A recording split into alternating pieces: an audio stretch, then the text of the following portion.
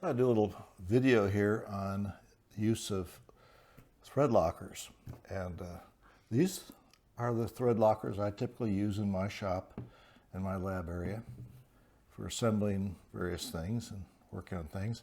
And anyway, we've got 4 different kinds here. Loctite makes hundreds of different products, so hopefully this will help out, give you an idea what I use might be similar to what you need. Then there's also another material over here called Vibra-tite. We'll talk about that. So let's start off with the first one. And 271 is probably the one I use the most. It's the strongest one. It's a high strength material. If you put this on a nut and bolt and put it together, you're going to need some help to get it apart. And typically what you would do is you would heat it up to 480, 500 degrees. And in that case, then it melts the acrylic material that this is made out of, and it will release.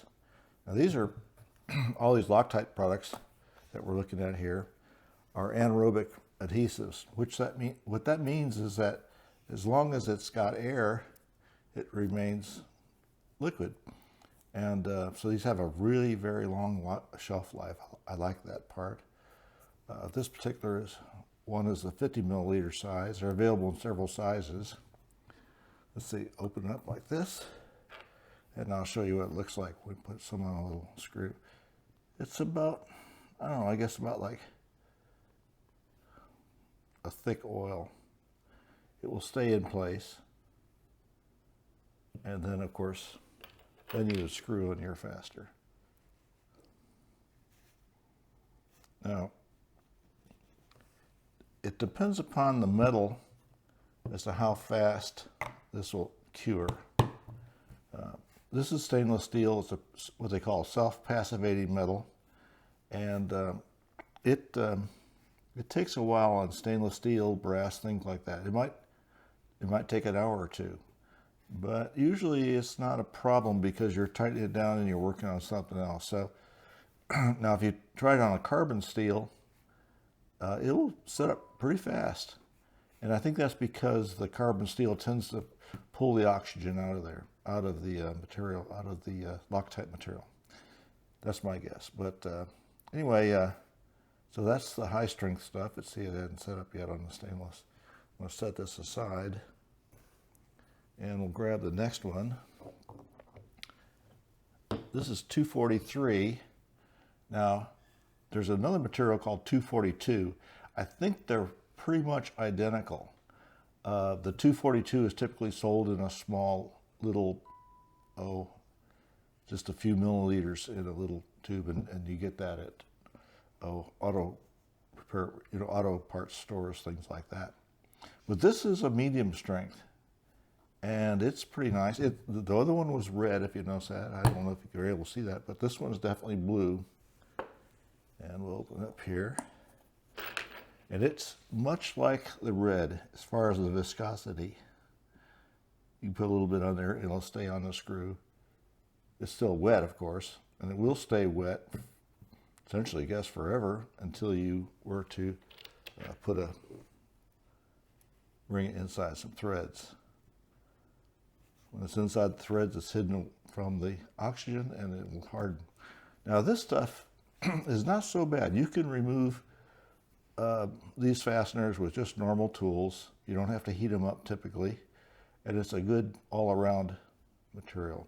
It's good if you have, for instance, you're mounting a plastic window onto the front of a piece of equipment.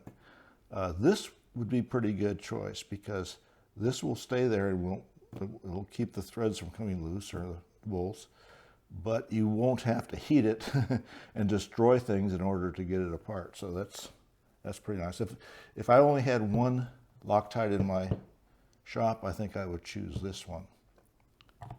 Now let's see, there's other things. Next, let's do the 290. The 290 is really interesting because the 290 is like water. I'll probably make a mess here putting this on there. But what you can do at 290 is it's actually almost like a penetrating oil. You can have the fastener already in place. And try to put a tiny drop. It's tricky. It needs to be opened. Okay, it's tricky. Oop, see? And made a mess already. So that's a little messy. You got to be careful with it. Maybe a smaller applicator might be a good idea for this stuff.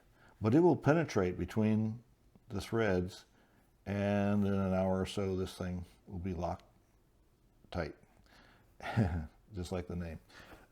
Where I really like this stuff is, of course, one thing is if you get something assembled and you go, I wish I would have used Loctite. You could use some of that stuff and it'll keep things in place. The other place is really nice is that if you have a situation where you have to make adjustments and tighten things down, adjustment, tight, that sort of thing. When you get it all set up just the way you want it, then you can come back with some of this and put it on the locking parts, on the threads, and it'll lock it up nicely and it'll stay in place.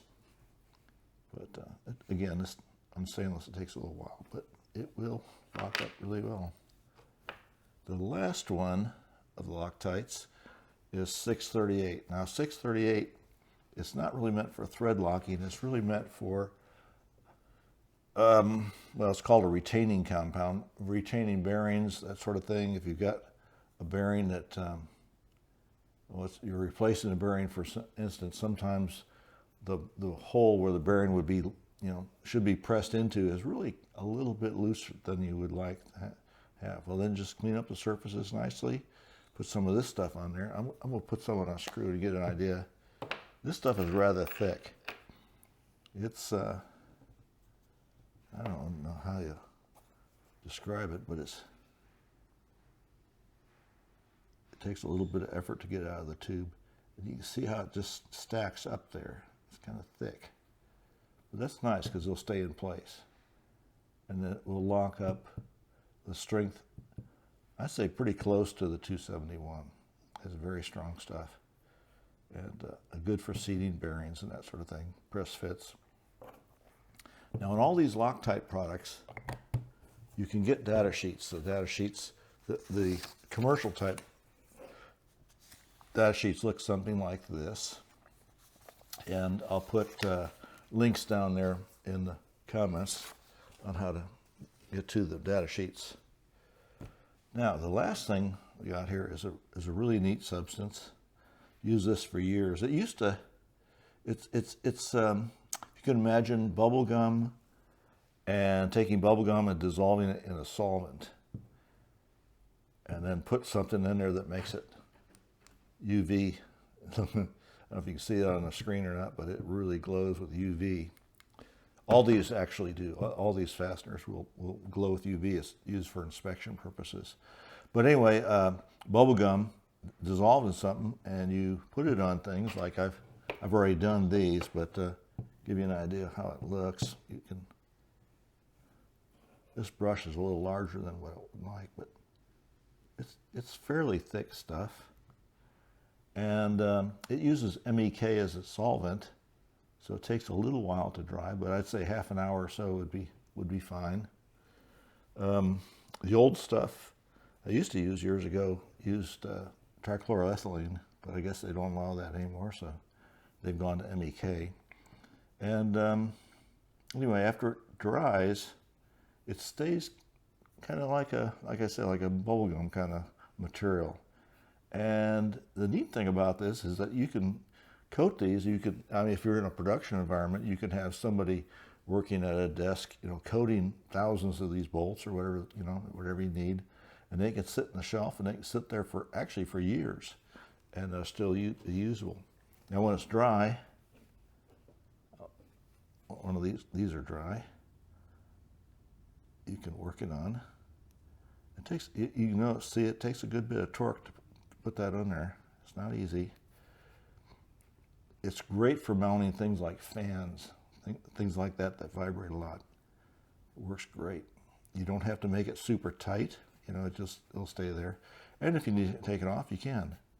And according to the Vibra-tite documentation, you can reuse this over and over again. 5 times, they say. You can bring a nut on there and then take it off. So anyway, these are the 4 that I use in my shop. And just a quick review.